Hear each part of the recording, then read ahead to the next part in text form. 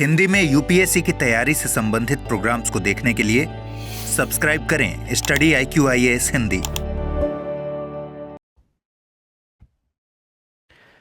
आज़ादी के बाद भारत ने काफ़ी लंबा सफ़र तय किया है और इस लंबे सफ़र में ढेर सारे हमारे अचीवमेंट हैं। हम विकास की बहुत बड़ी बड़ी इमारतें हमने बनाई हैं और इन इमारतों के साथ में हम निरंतर आगे बढ़ते जा रहे हैं। लेकिन इस विकास के पीछे कुछ ऐसे हिस्से छूट गए हैं जो अभी भी अविकसित हैं। भारत जब आज़ादी के 75 वर्ष मना चुका है, उसके बाद अगर कुछ गांव या कुछ एरिया ऐसे हैं जो अविकसित हैं, तो ये विकास की राजनीति पर या विकासवाद पर एक क्वेश्चन मार्क लगाते हैं कि कैसा विकासवाद है। भारत निर्माण, भारत का विकास और विकसित अर्थव्यवस्था की ओर बढ़ते हुए कदमों के साथ में अगर कुछ गांव या ग्रामीण लोग दावे करें कि हम रहते तो भारत में हैं लेकिन हम निर्भर कुछ दूसरे देशों पर हैं, वो भी ऐसे देश पर जो पूरा भारत पर निर्भर है, तो थोड़ा सा सोचने को मजबूर करता है। आज कहानी थोड़ी हटकर है, आज जो कंसेप्ट है थोड़ा सा अलग है। आप लोगों को क्या लगता है, आपकी राय क्या है, हमको जरूर बताइएगा। स्वागत है आप लोगों का, मेरा नाम है गौरव शर्मा।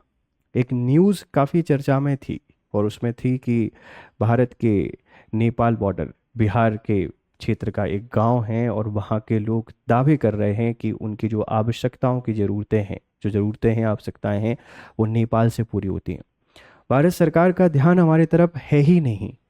ऐसे ढेर सारे आरोप उन्होंने सरकारों पर लगाए हैं और इसको एक टर्म नाम दिया गया है सैंडविच विलेज। तो सैंडविच विलेज क्या होते हैं, इनको समझने की कोशिश करेंगे, उस गांव के बारे में जानने की कोशिश करेंगे और सरकार के जो प्रयास हैं उन प्रयासों को वहां तक कैसे पहुंचाया जा सकता है, इसको लेकर एक आवाज़ है। आप जनरल स्टडीज़ में विकासवाद और क्षेत्रवाद को लेकर जब भी लिख रहे होंगे, इस टॉपिक को ऐड कर सकते हैं कि विकास की तेज़ रफ्तार में जो अविकसित क्षेत्र हैं वो इतने पीछे रह गए हैं कि वहाँ तक हम लोग पहुँच ही नहीं पा रहे हैं। वहाँ भी आप इस टॉपिक को लिंक कर सकते हैं। चलिए आज की कहानी को शुरू करते हैं। खबर आपको देखने को मिलेगी। खबर ये है, नेपाल ना होता तो हम भूखे प्यासे मर जाते, सैंडविच विलेज की कहानी। मैं सबसे पहले आपको इस टर्म को एक्सप्लेन कर दूं कि what did you mean why the sandwich village.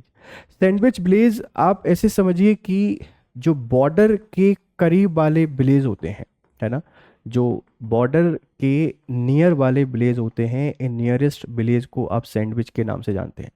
जैसे एक तरफ भारत है, एक तरफ नेपाल है, इसके बीच में जो गांव अवस्थित हैं, जैसे भारत नेपाल का जो बॉर्डर है इस पे अवस्थित जो गांव हैं, भारत और जो भूटान है इसके बीच में जो अवस्थित गांव हैं, आप इनको सैंडविच विलेज कहते हैं। जैसे सैंडविच को आपने देखा होगा कि दो ब्रेड रहते हैं, बीच में उसमें मसाले की फिलिंग रहती है, तो उसी तरीके से उन गांव को सैंडविच विलेज कहा जाता है जो दो देशों के बॉर्डर पर सिचुएटेड होते हैं। और उनके आरोप होते हैं कि हम इतने पिछड़े हैं कि हम तक सरकार पहुंच ही नहीं पाती है। हमारी जरूरी आवश्यकताओं को लेकर, रोटी कपड़ा मकान या पानी को लेकर भी हम दूसरे देशों पर निर्भर होते हैं। आज हम आपसे बात करने जा रहे हैं ऐसे गांव के बारे में। जैसे देखिए, ये भारत है, ये नेपाल है, ये गांव है। गांव की हालत देखिए, हम विकसित बन चुके हैं, बहुत आगे पहुंच चुके हैं, लेकिन यहाँ पे सड़क आपको दिखाई नहीं दे रही है, कीचड़ आपको दिखाई दे रही है। बरसात के मौसम की तस्वीर है तो कीचड़ का दिखना आम बात है, लेकिन यहाँ पर हमको सड़क नहीं दिखाई दे रही है। ये एक बहुत बड़ा मुद्दा है, एक बहुत बड़ा सवाल है। चलिए, हम लोग आपसे बात कर रहे हैं एक गांव के बारे में और इस गांव को आप लोग जानते हैं सीवान टोला के नाम से। ये सीवान टोला एक गांव है, ये भारत है और ये नेपाल का बॉर्डर है। नेपाल, जहां अभी आपने देखा कि एक जेनजी आंदोलन हुआ और इस जेनजी आंदोलन के बाद नेपाल काफ़ी चर्चा में है। तो जो सिवान टोला है, इस सिवान टोला की जिस अवस्थिति है, ये भारत और नेपाल बॉर्डर पर है। भारत और नेपाल बॉर्डर पे होने के कारण, मतलब भारत और नेपाल के बीच में इस तरीके की ट्रीटी है कि ग्रामीण लोग एक गांव से दूसरे गांव आते जाते रहते हैं। मतलब भारत से नेपाल के बॉर्डर को पार करके जाना और नेपाल से भारत के बॉर्डर को पार करके आना बहुत आम बात है, क्योंकि दोनों बिल्कुल बॉर्डर पे हैं। 5-5 किलोमीटर का अंतर है, तो इसमें कोई बहुत बड़ी बात नहीं है। नेपाल के लोग भारत में आके काम करते हैं, भारत के लोग नेपाल में जाके काम करते हैं, इसमें भी कोई बड़ी बात नहीं है। लेकिन मूलभूत आवश्यकताओं की जो पूर्ति है, और उस मूलभूत आवश्यकताओं में हम शिक्षा की बात करते हैं, स्वास्थ्य की बात करते हैं, ड्रिंकिंग वाटर की बात करते हैं, रोडवेज की बात करते हैं, अगर ये नहीं मिल रही हैं तो फिर चिंताजनक स्थिति है। सरकार को फिर इन गांवों पर ध्यान देना चाहिए और यहाँ पर बेसिक सुविधाएं मुहैया कराना चाहिए। हालांकि पिछले कुछ वर्षों में सरकार ने काफ़ी अच्छे काम किए हैं। हम उन क्षेत्रों तक बड़ी आसानी से पहुंचे हैं जहाँ पर बिजली, सड़क और रेलवे नहीं था। हर घर नल जल स्कीम से पानी भी पहुंचा है, लेकिन फिर भी कुछ पिछड़े क्षेत्र हैं, यहाँ भी हमको पहुंचना है। ये हर एक भारतीय उतना ही भारतीय है जितने हम और आप हैं। तो सिवान टोला की बात कर रहे हैं। सिवान टोला देखो कहाँ है, गांव का नाम है सिवान टोला। इसकी जो आबादी है 3000 है और यहाँ पर वोटर लगभग 1800 हैं। पुरुष वोटर आपको 469 के आसपास देखने को मिलेंगे, महिला वोटर आपको 406 के आसपास देखने को मिल जाते हैं। ठीक है, इस बात को ध्यान रखिएगा। चुनाव के मुद्दे क्या हैं? चुनाव के मुद्दे हैं पानी, सड़क, अस्पताल और रोजगार। सीट रक्सौल विधानसभा यहाँ से लगती है और यहाँ के विधायक हैं बीजेपी से प्रमोद कुमार सिन्हा। बीजेपी की सरकार है और केंद्र और राज्यों में भी अगर सरकार एक ही और फिर भी विकास नहीं पहुंच रहा है तो थोड़े सवाल और खड़े होते हैं। सरकारों को यहाँ पर ध्यान देना चाहिए। हो सकते हैं कि प्रशासनिक अनियमितता के कारण व्यवस्था यहाँ पर नहीं पहुंची हो, लेकिन अब तत्काल प्रभाव से हमको यहाँ पर नज़र रखनी चाहिए और यहाँ के लोगों की बातों को सुनना चाहिए, क्योंकि लोग आरोप लगा रहे हैं कि अगर तबीयत खराब होती है तो अभी नेपाल जाना पड़ता है। तबीयत हमको पानी, जो पीने का पानी, उसके लोग नेपाल पर निर्भर हैं। भारत के अंतिम कोने पर भी कोई बैठा व्यक्ति है, वो हमारी उतनी ही रिस्पॉन्सिबिलिटी है जितनी दिल्ली में बैठा हुआ कोई व्यक्ति है। सरकार को यहाँ पर अपने हितों, मतलब अपनी जो रिस्पॉन्सिबिलिटी है, इनको समझना चाहिए। इनकी मांगे क्या हैं? सिवान टोला के लोगों की शिकायतें क्या हैं? आप देखिए, ये कुछ इस तरीके की व्यवस्थाएं आपको देखने को मिल रही हैं। घर, ये झुग्गी जो अपने जैसे घर बने हुए हैं। भारत में रोजगार नहीं है, नेपाल कमाने के लिए नेपाल जाना पड़ता है। मतलब यहाँ के जो लोग हैं ये रोजगार की समस्या से जूझ रहे हैं। तो यहाँ जितना संभव हो सके हमको औद्योगिक विकास पर ध्यान देना चाहिए। अगर औद्योगिक विकास होगा तो लोगों को काम मिलेगा। ठीक है, सेल्फ एम्प्लॉयमेंट को लेकर सरकार को वेलफेयर स्कीम और लोगों को अवेयर करना चाहिए।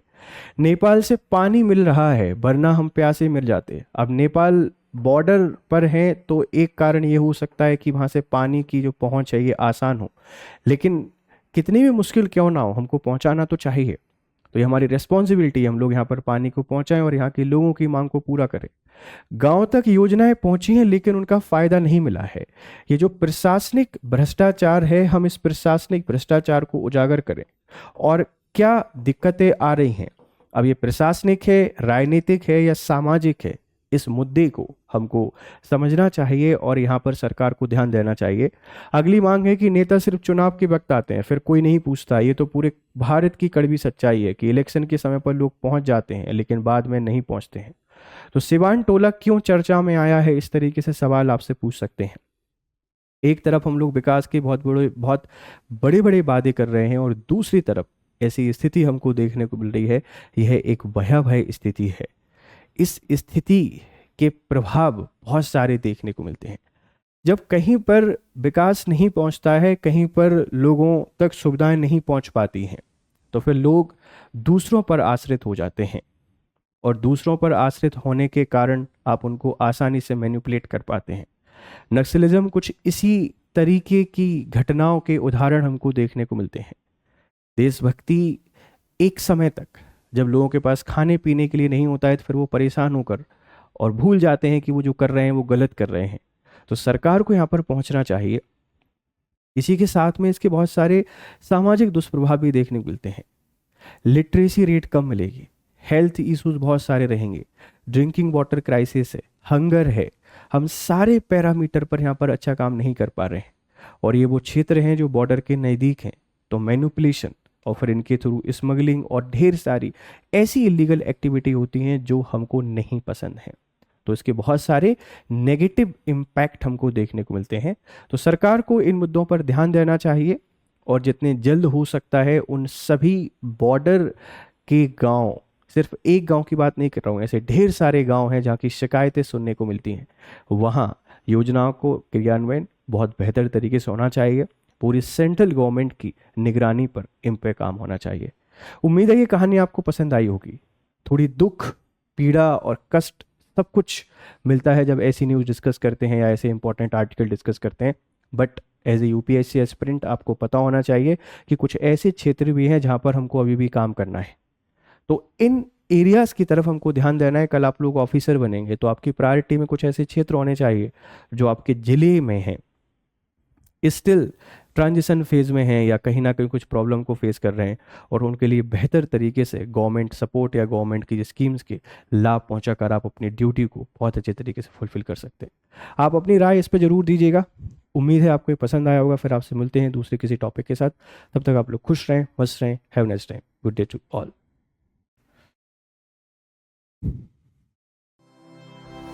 स्टडी IQ IAS, आपका सिलेक्शन हमारा मिशन।